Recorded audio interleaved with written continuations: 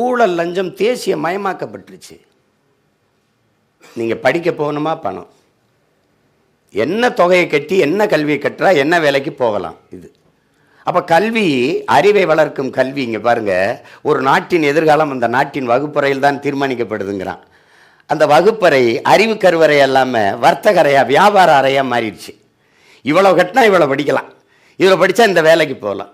அந்த எந்த வேலைக்கு போகலாம் அதை அரசு தான் தீர்மானிக்கும். எவ்வளவு அதுக்கு வேலைக்கு போக வேலை கிடைக்க பணம், அப்புறம் பணியிட மாற்றமாக பணம், பணி உயர்வாக பணம், இப்போ எல்லாமே பணம். கடைசியாக ஜனநாயகத்தில் நமக்கு இருந்த மதிப்புமிக்க உரிமை என்பதே வாக்கு. அந்த வாக்குக்கு ஒரு விலை.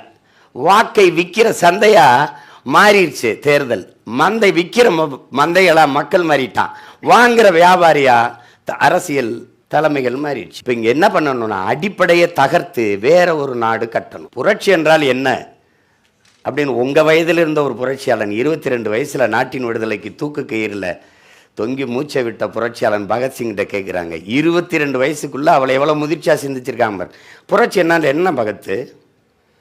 புரட்சி என்பது ரத்தம் சிந்தும் வன்முறையாகத்தான் இருக்க வேண்டும் என்பது இல்லை. அது துப்பாக்கி தோட்டாக்களை தொழுவதும் இல்லை. புரட்சியில் தனிநபர்கள் வஞ்சம் தீர்த்து கொள்ள வாய்ப்பே இல்லை. பிறகு எதுதான் புரட்சி? வெளிப்படையாகவே அநீதிகளால் கட்டமைக்கப்பட்ட சமூகத்தை தகர்த்து முற்றுமுழுதாக புதிய ஒரு சமூகம் படைப்பதான் புரட்சிங்கிறான். இப்போ அப்படிப்பட்ட ஒரு சமூகத்தை படைக்கணும். எது? ஊழல், லஞ்சம், பசி, பஞ்சம், கொலை, கொள்ளை, சாதிய இழிவு, தீண்டாமை, அடக்குமுறை, ஒடுக்குமுறை, மது, மத போதை, பாலியல் வன்கொடுமை, பெண்ணிய அடிமைத்தனம் ஏதுமில்லாத புதிய ஒரு தேசத்தை படைக்கணும். அது யார் செய்கிறது? என் அன்பு தம்பி தங்கைகளே, எல்லா சுகத்திலையும் எழுதியிருக்கு சுத்தம் சுகம் தரும்னு. இறங்கி குற்றமை யார்? இவன் எழுதுகிற நேரத்துக்கு கூட்டியிருந்தா தெரு சுத்தமாக இருக்கும். ஒவ்வொரு தெருவையும் கூட்டியிருந்தா தேசம் சுத்தமாக இருக்கும். இங்கே கிளீன் இந்தியா இருக்குது. க்ளீனாக இருக்கா? திட்டத்தில் கிளீன் இந்தியா இருக்குது. நாடு எப்படி குப்பை மேடாச்சு. ஒரு அற்ப பாலித்தீன் பிளாஸ்டிக்கே பேன் பண்ண முடியல. பூமியை அழிக்க அணிகுண்டு தேவையில்லை, பிளாஸ்டிக்கே போதுங்கிறான். நீங்கள் படிக்காத ஒன்றும் இல்லை. சரி, உங்கள் எல்லாத்தையும் கேட்குறேன், ஒரு பிளாஸ்டிக், ஒரு நெகிழித்தாள், ஒரு பாலித்தீன் மக்கி மண்ணோடு மண்ணாக போக எத்தனை ஆயிரம் ஆண்டுகள் ஆகும்? யாராவது சொல்லு. அது இவர் சொல்கிறார். ஒருத்தன் 5000ங்கிறான், ஒருத்தன் 50,000ங்கிறான், ஒருத்தன் 5 லட்சம்ங்கிறான். ஒரு கணக்கு தானே. திருவள்ளுவர் 2000 ஆண்டுக்கு முன்னாடின்னு. யாரும் திருவள்ளுவர் அம்மாவுக்கு பிரசவம் பார்த்தவன் யாரும் உயிரோடு இல்லைல்ல. சும்மா ஒரு கணக்கு. 1000 ஆண்டுன்னு. 1000 ஆண்டில் நீங்கள் பார்க்க போறீங்களா? இல்லை நான் பார்க்க போகிறேன்னா? இங்கே யாரும் பார்க்க போகிறோமா? அப்போது இங்கே எப்படி ஒரு அறிவு சமூகம் அழிவு சமூகமாக மாறிக்கொண்டே போகிறத பாரு. அப்போ இதை யார் மாற்றுவது? தொழில் வளர்ச்சி தொழில் வளர்ச்சி தொழில் வளர்ச்சின்னு போன நாடு வெனிசுலா எங்கே? சோமாலியா எங்கே? 1965 சோமாலியா உலகின் பசுமை சோலையாக இருக்கிற நாடு இன்னைக்கு பஞ்ச பிரதேசமாக மாறினது காரணம் யார் சொல்லுவா? யார் சொல்லுவா? வெனிசுலா என்ன புரட்சியால் வந்தது தான். சாவேஸ் வந்தான். அமெரிக்க எல்லா எண்ணெய் கிணறுகளையும் தன் அரசுடைமையாக்கினா. 10 ரூபா தான் எரிபொருள் விலை, டீசல், பெட்ரோல். அப்போ ஏன் புரட்சி வந்தது? ஏன் கிளர்ச்சி வந்தது? பணத்தை கீழே போட்டு மிதிச்சு எங்கே ஓடினாவன்? சோத்துக்கு வழி இல்லை. வளர்ச்சி வளர்ச்சினா எது வளர்ச்சி? யாருமே கேட்கலையே. தொழிற்சாலை, சரி தொழிற்சாலை, எந்த தொழிற்சாலை அரிசி பருப்பை விளைய வைக்கும்னு யாருமே கேட்கல. தொழிற்சாலை சரி வந்துடுச்சு, அதுக்கு என்ன கிடைக்கும்? எனக்கு வேலை கிடைக்கும். வேலைக்கு என்ன கிடைக்கும்? சம்பளம் கிடைக்கும். சம்பளத்தை வச்சு நான் என்ன செய்வேன்? நல்லா சாப்பிடுவேன். சாப்பாடு எங்கேருந்து வரும்? இப்போ இந்த அடிப்படையே பிழையா இருக்கு. அடிப்படையே பிழையா இருக்கு. இங்கே நம்ம அமைப்பு தப்பாக இருக்குங்கிறோம், சிலர் சிஸ்டம் ராங்குங்கிறாங்க. இப்போ நான் ஒன்று கேட்குறேன், இந்தியா ஒரு குடியரசு நாடு, ஆமாம் தானே?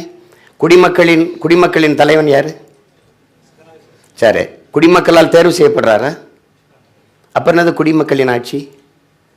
குடிமக்களின் தலைவனையே குடிமக்கள் தேர்வு செய்ய முடியாது. இது ஜனநாயக துரோகமா இல்லை ஜனநாயகமா? மக்களால் தேர்வு செய்யப்பட்டவர்கள் தேர்வு செய்து கொள்வார்கள் தங்கள் வசதிக்கேற்ப. ஆனால் அவர் ஒற்றை கையெழுத்தில் என் நாட்டின் எல்லா நலத்திட்டங்களும் சட்டங்களும் நிறைவேறும். எப்படி இருக்கு? 8 கோடி மக்களால் தேர்வு செய்யப்பட்ட நாட்டின் முதல்வர் ஐயா ஸ்டாலினுக்கு இல்லாத அதிகாரம் நியமன உறுப்பினர் RN ரவி கையெழுத்துக்கு இருக்குன்னா இது ஜனநாயகமா ஜனநாயக துரோகமா?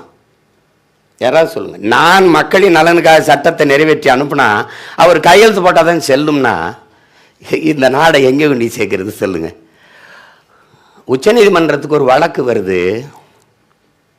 அது ஊழலில் சிக்கின ஒருத்தரை பற்றி வழக்கு. ஒரு உயர்ந்த மதிப்புமிக்க வழக்கறிஞர் வாதிடுறாரு, நாட்டின் உயர்ந்த நீதிபதி கேட்குறாரு, இந்த கோப்பெல்லாம் மூடிடுவோம், உங்கள் மனச்சான்று சொல்லுங்கள், இவர் தப்பு பண்ணியிருக்காரா இல்லையான்னு. அது என்னுடைய வாதி, அதாவது என்னுடைய கிளைண்ட், நான் என்ன செய்கிறது யுவர் ஆனருங்கிறார். எதுக்கு இதெல்லாம்? ஊழல் லஞ்சத்தை தேசிய மயமாக்கி அங்கீகரித்து விட்டுங்கன்னு மூடிட்டாப்புல. உலகில் பல நாடுகளே என் அன்பு உடன் பிறந்தார்கள், நீங்கள் உற்று கவனிப்பீங்க, என் உள்ளங்கையில் ஊடகம் இருக்குது. மிக சின்ன சின்ன வளங்களை கொண்ட நாடு எல்லாம் செழித்து வறுமையற்று வளருது. குறிப்பாக நமக்கு தெரிஞ்சு புரட்சியால் பூத்த பூமி ஒன்று இருக்குது, கியூபா. அங்கே ஒன்றுமே இல்லை, வெறும் கரும்பு தான். உலகின் சர்க்கரை கிண்ணம்னா உங்களுக்கு கியூபான்னு சொல்லிடுவீங்க. ஃபிடல் காஸ்ட்ரோன்னு ஒரு புரட்சியாளன், அதுக்கு முன்பு ஹோசே மார்த்தி பிறந்திருக்கிறாரு, அப்புறம் ஃபிடல், இவெல்லாம் இல்லைன்னா அது அமெரிக்காவின் இன்னொரு மாகாணம்தான், உங்களுக்கு தெரியும். அந்த வெறும் கரும்பை வைத்து கொண்டு அது போக்குவரத்து அதுவே நடத்துது, பள்ளி கல்லூரியிலெல்லாம் அதுவே நடத்துது, மருத்துவத்தை அதுவே தரமாக கொடுக்குது, எல்லாத்தையுமே பொதுமையாக தன்னகத்தே வச்சு ஒரு செழிப்பான நாடாக கியூபா இருக்குது. இப்போ டென்மார்க் எடுத்துக்கிட்டால் ஊழல் லஞ்சம் குறைவாக உள்ள நாடு உலகத்தில் டென்மார்க் இருக்குது. காரணம் வெளிப்படையான நிர்வாகம். உங்களுக்கு தெரியும், இப்போ எல்லாத்தையும் சொல்லிடுது மக்களுக்கு, இதுக்கு இவ்வளோ நிதி ஒதுக்கியிருக்கோம், இவ்வளோ செலவாயிருக்கு, எல்லாம் மக்களே பார்க்குற அளவுக்கு வச்சு. நார்வே உங்களுக்கு தெரியும், ஸ்வீடன், டென்மார்க்கு, பிரேசில், ஆஸ்திரேலியா எல்லாம் ஒவ்வொரு வளங்கள் தான். பிரேசிலில் பால், கரும்பு, அதை வச்சுக்கிட்டு அது வளமாக இருக்குது. ஆனால் என் நாட்டில் சில நாடுகளில் நீங்கள் பயணம் பண்ணிங்கன்னா பருவநிலை மாறும், பனியாக கொட்டும், மழையாக பெய்யும், வெயிலாக அடிக்கும். ஆனால் எல்லா பருவமும் சரியாக இருக்கிற ஒரு நிலப்பரப்பு உண்டென்றால் அது இந்திய துணைக்கண்டம் தான். எல்லா வளமும் இருக்குது, காட்டு வளம் இருக்குது, கனிவ வளம் இருக்குது, கடல் வளம் இருக்குது, மலை வளம் இருக்குது, நிலவளம் இருக்குது, அதுபோக மனித ஆற்றல் இருக்குது, நல்லா இருக்குது. அப்புறம் ஏன் 28 விழுக்காடு இரவு உணவு இல்லாமல் தூங்க போகிறான்? அப்போ ஏன் பசி குறியீடில் நம்ம நாடு ரொம்ப முன்னாடி இருக்குது? ரொம்ப பசித்து கிடக்கிற நாட்டில் பல கோடிக்கணக்கான குழந்தைகள் எப்படி பச்சிளங்குழந்தைகள் பசியோடு உறங்க போகிறாங்க? என்ன நடக்குது இங்கே? குழந்தைகள் நலனுக்கென்று சில்ட்ரன்ஸ் வெல்ஃபேர் ஃபண்டுன்னு பல ஆயிரம் கோடியை ஒதுக்குற என் நாடு, தொண்டு நிறுவனங்கள் இவள் பேர் குஷி, இவள் ஊட்டச்சத்து இல்லாமல் சத்துணவு இல்லாமல் சோர்ந்து கிடக்கிறாள், உங்கள் பிள்ளைகளைப் போல இந்த பிள்ளையும் ஊட்டமாக சாப்பிட உங்கள் சம்பளத்தில் மாதம் 500 ரூபாய் அனுப்புங்கள் என்று ஏன் கையேந்தது? இடையில என்ன நடக்குது? இங்கே என்ன பிரச்சனை? மரத்தை பூரா வெட்டிட்டு சாலையை போட்டுட்டு தூய காற்றுக்கு 4500 கோடி ஒதுக்குது நிதிநிலை அறிக்கை. தூய காற்றை எங்கிருந்து வாங்கி எப்படி மக்களுக்கு விநியோகம் பண்ணும்? யார் சொல்லுவா அதுக்கு பதில்? ஒரு நாடு அரசே அங்கீகரித்து மதுவை விற்கிது, அறிவை வளர்க்கும் கல்வியை தனியாற்ற கொடுத்துட்டுது, கல்லூரியை தனியாற்ற கொடுத்துட்டுது, உயிர் காக்கும் மருத்துவம் தனியாற்று இருக்குது. கல்வி மானுட உரிமை கொடுக்க வேண்டியது அரசின் கடமை. அதை கொடுக்க மறுப்பது மாபெரும் கொடுமை. அதை போராடி பெறாமல் இருப்பது அறிவிழந்த மடமை. இது மருத்துவம் ஒரு மகத்தான சேவை, அது என் மக்களுக்கு தேவை. அது என் முதலாளிகள்கிட்ட போச்சு. உயிரும் அறிவும் மிக உயர்ந்த விற்பனை பண்டமாயிருச்சு. உலக உயிர்களின் உயிர் தேவை தண்ணீர். எல்லா உயிருக்குமான பால் தண்ணீர். உலகத்தில் எல்லாராலும் ஏற்றுக்கொள்ளப்பட்ட தத்துவம் என்று ஒன்றே கிடையாது என் அன்பு தம்பி தங்கைகளே. அது மார்க்சியமாகட்டும், லெனின் எதாகட்டும், நபிகளார் சொன்னதாகட்டும், இறைமகன் இயேசு சொன்னதாகட்டும், புத்தன் சொன்னதாகட்டும், யார் சொன்ன தத்துவமும் உலகம் புறம் ஏற்றுக்கொள்ளப்படலை. எல்லாராலும் ஏற்றுக்கொள்ளப்பட்ட தத்துவம் என்றே ஒன்று கிடையாது. எல்லாராலும் ஏற்றுக்கொள்ளப்பட்ட ஒன்று இருக்கின்றால் அது தண்ணீர் தான். அந்த தண்ணீர் எப்படி பெரிய விற்பனை பண்டமாக வந்துச்சு? நீங்கள் குடிக்கிறது படிக்கிறீங்க எல்லாரும், அது தண்ணீர் தானா உங்களுக்கு தெரியுமா? யார் உறுதி தருவா? அது குடிக்கிற தரத்தில் இருக்குன்னு யார் சொன்னது? பிறக்கும் போதே குழந்தை புற்றுநோயோட பிறக்குது, பொறுப்பு யார்? 3 வயசு குழந்தைக்கு புற்றுநோய் வந்தது என்ன சாப்பிட்டு? கஞ்சா குடிச்சதா, இல்லை புகையில் சிகரெட் எதுவும் பாவிச்சதா? எதனால் வந்தது? 100 மரணத்தில் 90 மரணம் புற்றுநோயாக இருக்குது. காரணம் என்ன? காற்று விஷமாயிருச்சு, நீர் விஷமாயிருச்சு, உணவு நஞ்சாயிருச்சு. காற்று ஏன் ஆயிடுச்சு? கந்தக தூசியை சுவாசிக்கிறோம். ஒரு கார் வெளியிடற நச்சு புகையை கட்டுப்படுத்த 6 மரங்கள் தேவைன்னா, ஒரு மனிதனுக்கு சராசரி 422 மரங்கள் தேவைன்னா, உனக்கு 28 மரம் தான் இருக்குன்னு அரசே சொல்லுது. கனடான்னு ஒரு நாடு 9900 மரங்களை வச்சிருக்கு. 10,000 மரத்தை தொடுது ஒரு மனிதனுக்கு. அந்த பிரதமர் சொல்றாரு, மேலும் 100 கோடி மரங்களை சொட நான் உத்தரவிட்டிருக்கேன்னு. 100 கோடி மரங்களை நட்டு வளர்க்க உத்தரவிட்டிருக்கேன். இவன் 28 மரம் தான் வச்சிருக்கேன்றான் ஒரு மரத்துக்கு. எவ்வளவு கார் போகுது, எவ்வளவு மரங்கள் இருக்கு? நீ மரம்னே என்னன்னு தெரியாதவன்ட்ட நம்ம பாடம் நடத்தி பயன் இல்லை. என்கிட்ட கேட்பான், மரத்துக்கு ஓட்டா இருக்குது, அதுக்கிட்ட மரத்துக்கிட்ட ஓட்டு இல்லை, என் உயிர் அதுக்கிட்ட இருக்குது, அதனால அதோட நான் பேசிட்டு இருக்கிறேன்.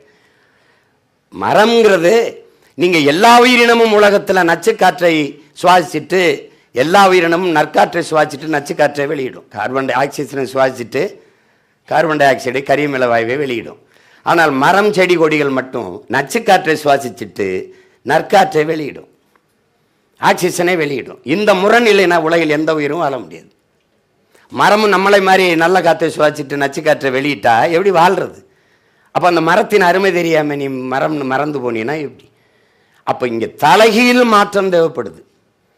இங்கே அரசியல் சாதிக்கு இருக்கு, மதத்துக்கு இருக்கு, வணங்குகிற சாமிக்கு இருக்கு, வாழுகிற பூமிக்கு இருக்காங்கிறதான் பிரச்சனை. உனக்கு வணங்க 100 கோடி சாமி இருக்கு, வாழ ஒரு பூமி தான் இருக்கு. நீ சந்திர மண்டலத்துக்கு சந்திராயனை அனுப்புற, ஒரு சிந்தனை தானே. சந்திராயனுக்கு சந்திர மண்டலத்துக்கு சந்திராயனை அனுப்புற. சயின்டிஸ்டுக்கு சாப்பாடை யார் அனுப்புறா? சம்சாரி தானே அனுப்பணும். விண்வெளிக்கு விண்கலத்தை நீ ஏவலாம், விஞ்ஞானிக்கு சோறு யார் அனுப்புறது? ஏன் விவசாயி தானே அனுப்பணும். இதை ஏன் நீ சிந்திக்க மாட்ற? ஏன் சிந்திக்க மாட்ற?